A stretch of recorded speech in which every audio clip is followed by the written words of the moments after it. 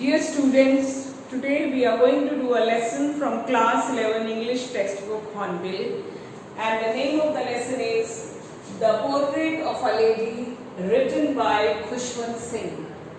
Khushwant Singh was an eminent writer, author. He had written many novels. He was a columnist who used to write various columns and articles for newspapers. Now, this lesson is a real life account of his grandmother, and he gives a pen picture of his grandmother in a very interesting manner. This lesson is the author's tribute to her. Khushwant Singh says that his grandmother, like everybody's grandmother, was old, fat and slightly bent. He gives the description of his grandmother in a very interesting manner. Now let's first take out the traits of his grandmother's character. First, physical traits. She was old, fat, slightly bent. Her face was a crisscross of wrinkles running from everywhere to everywhere. He said she was like that for the past 20 years, that is, since he was born, he had seen her with an old and wrinkled face. So he said that she grew so old, it seemed as if she could not grow older than that. Then he says she used to always be dressed in a spotless white sari, and she looked like the winter landscape in the mountains, that is, breathing peace and contentment. That is, his grandmother's appearance was in her white sari was like a winter landscape, and because of her good nature, peaceful nature, it looked like a winter landscape full of peace and contentment. Then he said that she could not be pretty. She could never be pretty because she was so old and wrinkled, but she was always beautiful because of her good nature. Everybody liked her. Then about her religious traits. She was very religious by nature. She used to recite prayers. Her lips were always moving in prayers. She was always telling the beads of the rosary. Telling the beads of the rosary means chanting God's name. Then she would visit the temple every day when she was in the village.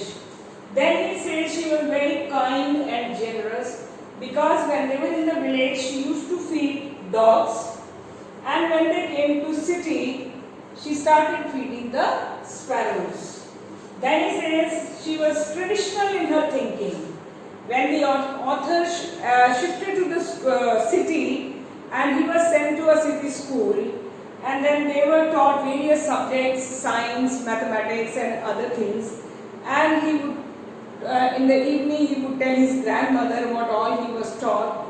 And then when the day he told her that they were being taught music lessons, she did not like it, because her thinking was traditional as far as music was concerned, because she thought that music was not for the students or for the children of good families. It was only for the harlots and singers. So she did not like it. Moreover, she also did not like that in the city school, there was no teaching about God, no scriptures were taught. Then she was a very calm and composed lady. She had full control on her emotions. She never complained. When they were in the village, she had the author's company all the time. She used to accompany him to the school. But when they shifted to the city, and then after some time, when he went to college, when he went to the university, he was given a separate room, and she became lonely. But she never complained. She accepted her loneliness quietly and made herself busy in spinning the wheel, feeding the sparrows, or reciting prayers. So she never complained. Then when the author said that he was going abroad for higher studies, she was not disturbed at all. Although she was so old, yet she never objected to his going. Rather, she was quiet, and she even went to see him off at the railway station as if she knew that she would be alive when he would come back. So she knew that it was good for him, and she was not at all emotional. She rather was very balanced woman. And if she did not like anything, she would never say anything, she never reacted, and her silence was her disapproval. That is how she was a very calm and composed woman. She was a lady, a gentle lady in the true sense. Now, when the author came back from abroad from his after his higher studies, that day she was very happy.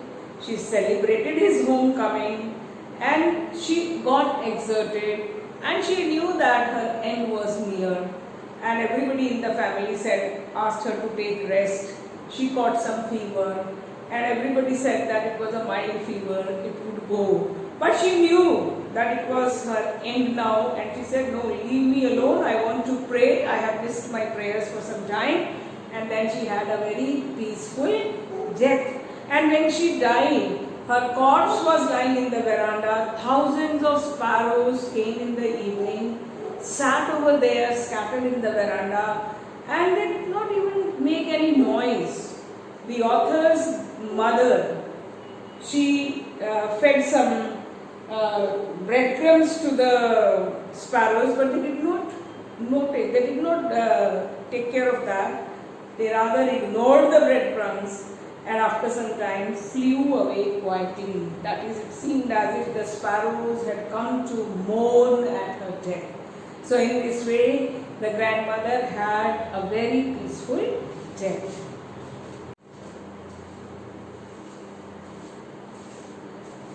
The author also gives a brief description of his grandfather.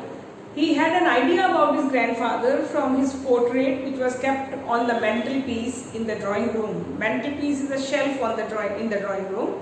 And he says that his grandfather was a very old man. He wore a big turban and loose-fitting clothes. He had a long white beard which covered the most part of his chest. And he looked 100 years old, and he said that he looked like a man who could never have a wife or children, but he could only have lots and lots of grandchildren. So this is what he says about his grandfather. Now let's come to the next point, that is the three phases of the author's relationship with his grandmother. Three phases of his relationship with the grandmother. The first phase was in the village when he was a small child. His parents had shifted to the city, but he was in the village with his grandmother, because when the parents would be settled, then they would call the grandmother and the author. So till then he was in the village, and he had joined a village school, and that school was attached to the temple. So the grandmother in the village used to accompany him to the school. He says that in the village we were very good friends, because she used to make him ready for school. She would dress him up, and she would make his school bag ready, and the wooden slate, she would plaster it with yellow chalk, and then she would accompany him to the school. The school was actually not a school, it was only a room attached to the temple, and the teacher was the priest. So while the author was studying the alphabet and the scriptures, the grandmother would be sitting in the temple and reading the scriptures. So in the village they were very good friends. When they would be coming back from the school, on the way back, she used to feed the village dogs, because she used to carry the leftover chapatis of the previous night. And so like that, both of them enjoyed the company of each other. The second phase of his friendship was when they shifted to the city. When the parents had settled in the city, they sent for the author and the grandmother. They called them also. Now both of them were there. Now that was a turning point in their friendship, because now the author was put in a city school. He would go to the school by school bus. He studied various subjects, science, maths, etc. And the grandmother could not help him in his studies, and rather she was disappointed that there was no teaching about God and scriptures in the city school. So that is why it was a turning point in friendship, because she now no more accompanied him to school. The third phase was when the author went to university. Now he was given a separate room. So the common link of friendship, that is the common room, was snapped. So she was in her own room, he was in his own room. But the grandmother never complained. She accepted her loneliness quietly and did not say anything to anybody.